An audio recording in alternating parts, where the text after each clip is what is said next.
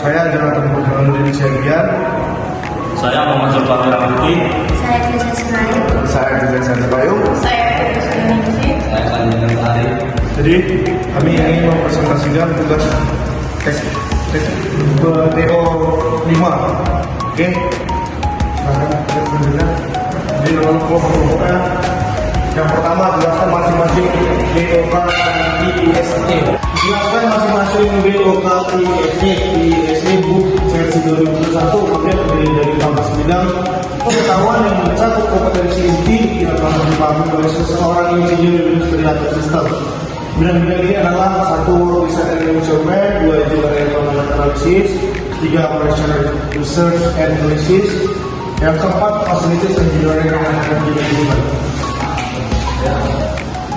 4. Facilities Engineering and Management, 5. Quality Rehabilitation and Engineering, and 6. Ergonomic and Human Factors, 7. Operation Engineering and Management, yang 8. Supply Chain Management, yang 9. Engineering Management, yang 10. Safety, yang 11. Information Engineering, yang 12. Design and Manufacturing Engineering, yang 13. Product Design and Development, yang 14. System Design Engineering. Yang kedua, revolusi industri 4.0 dan 5.0. Dampak revolusi industri 4.0 pada bidang teknik ada beberapa bagian. 1. Revolusi industri 4.0 mendorong integrasi teknologi digital ke dalam dunia industri, memaksa insinyur untuk beralih dari sekedar merancang mesin menjadi merancang sistem cerdas. 2. Otomasi tugas rutin. Banyak tugas teknik yang berulang seperti pengujian rutin, pemantauan kualitas sederhana, dan input data telah atau akan diotomasi. Ini membebaskan insinyur untuk fokus pada tugas yang lebih kompleks dan membutuhkan pemikiran tingkat tinggi. 2. Revolusi industri 4.0 dan 5.0. Dampak revolusi industri 4.0 pada bidang teknik. Revolusi industri 4.0 mendorong integrasi teknologi digital ke dalam dunia industri, memaksa insinyur untuk beralih dari sekadar merancang mesin menjadi merancang sistem cerdas. Adapun beberapa bagian dari dampak revolusi industri 4.0 pada bidang teknik. 1. Otomasi tugas rutin. 2. Munculnya spesialisasi baru. 3. Pergeseran fokus.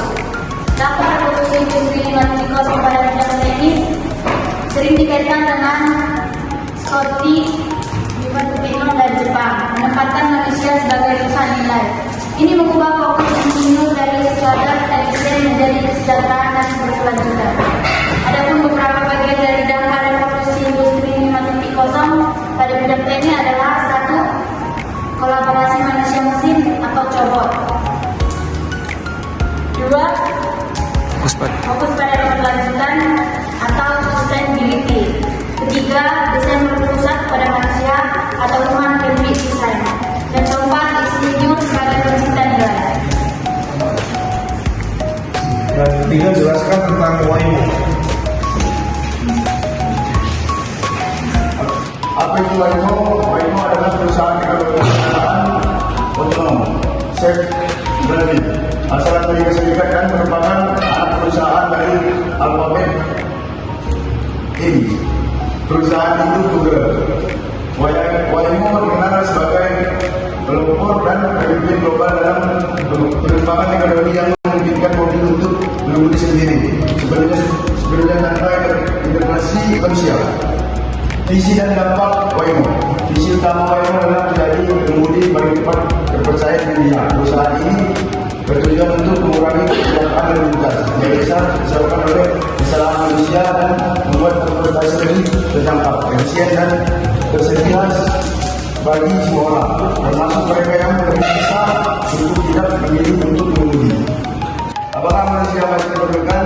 Ya, manusia masih sangat diperlukan dalam sistem produksi masa depan, tetapi dengan peran yang bergeser dari operator fisik menjadi pengelola, pemikir strategis dan inovator. Meskipun revolusi industri 4.0 dan otomatisasi menggantikan pekerjaan yang bersifat rutin dan repetitif, transisi menuju industri 5.0 justru menekankan pada kolaborasi harmonis human centric. Inovasi lokal yang mengikuti tren 4.0 atau 5.0 di Indonesia.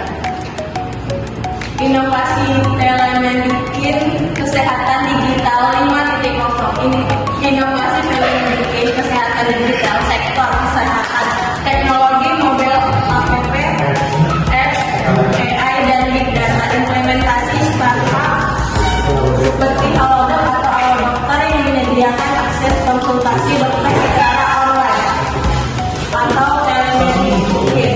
Mereka menggunakan data dan algoritma untuk mengarahkan pasien ke dokter spesialis yang tepat dan mempercepat layanan. Dampaknya, teknologi digunakan untuk mengatasi kesenjangan akses layanan kesehatan, terutama daerah terpencil, menjadikan kesehatan lebih mudah diakses dan berpusat pada pasien. Oke, sekian dari penjelasan dari Bapak. Maaf kalau ada salah kata yang tidak disengaja. kami akhiri. Assalamualaikum warahmatullahi wabarakatuh.